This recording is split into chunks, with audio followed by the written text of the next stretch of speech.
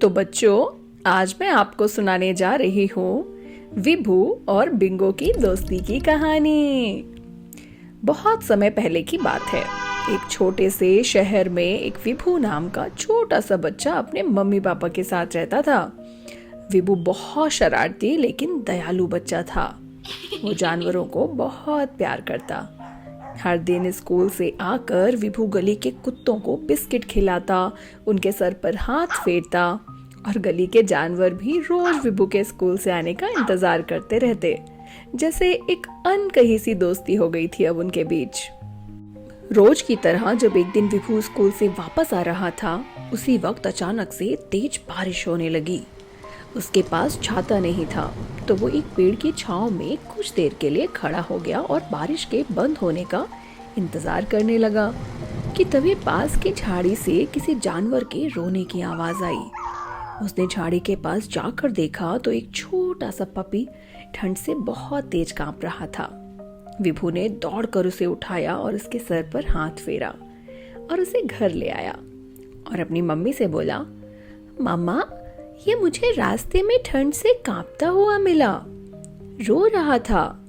इसकी मम्मा पता नहीं कहाँ चली गई। इसे हम अपने पास रख सकते हैं क्या? विभू की मासूमियत और दया भाव को देखकर उसकी माँ की आंख में आंसू आ गए और उन्होंने हाँ में सर हिलाया। विभू खुशी से नाच उठा और बोला, आज से इसका नाम है बिंगो।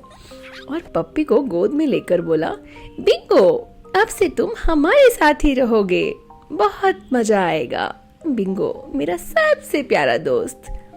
उसने बिंगो को दूध पिलाया और तौलिए से सुखाया और फिर उसके साथ खेलने लगा। धीरे धीरे वो नन्हा बिंगो विभू का सबसे अच्छा दोस्त बन गया। अब बिंगो भी परिवार का हिस्सा बन गया था। वो खूब शरारत करता, कभी मम्मी की चप्पल चुराता, तो कभी पापा की गोद में बैठ जाता, तो कभी विभू के स्कूल बैग में बिस्किट ढूंढता। जब भी विभू उदास होता, बिंगो उसकी गोद में आकर लेट जाता और प्यार से उसे चाटता और रोज शाम को विभू के साथ पार्क में खेलने जाता। विभू और बिंगो की दोस्ती के चर्चे अब पूरी कॉलोनी में थे।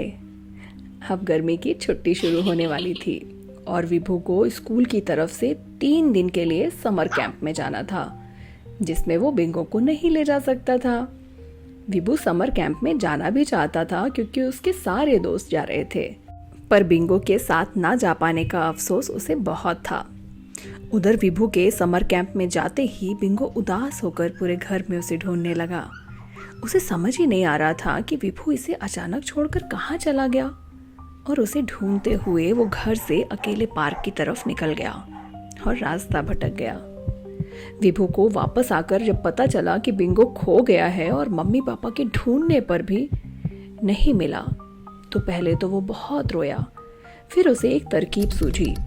उसने अपने दोस्तों के साथ मिलकर दीवारों पर बिंगो की फोटो के साथ पोस्टर चिपकाए और उस पर लिखा, मेरा दोस्त बिंगो खो गया है, जिसे भी मिले कृपया लौटाने में मदद करें।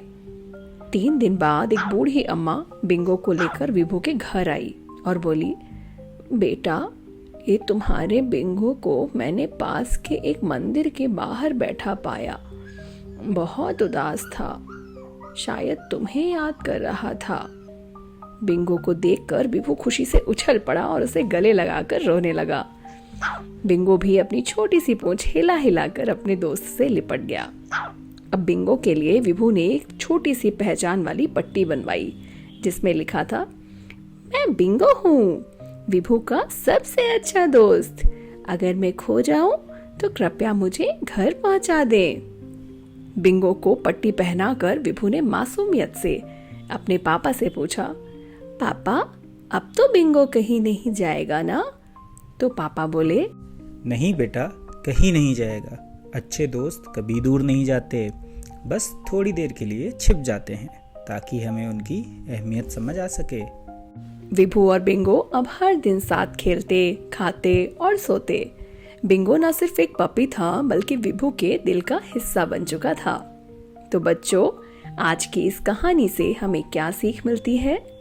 ये कि सच्चा प्यार, दोस्ती और वफादारी सिर्फ इंसानों के बीच नहीं होती, बल्कि जानवर भी प्यार और अपनेपन की भाषा समझते हैं।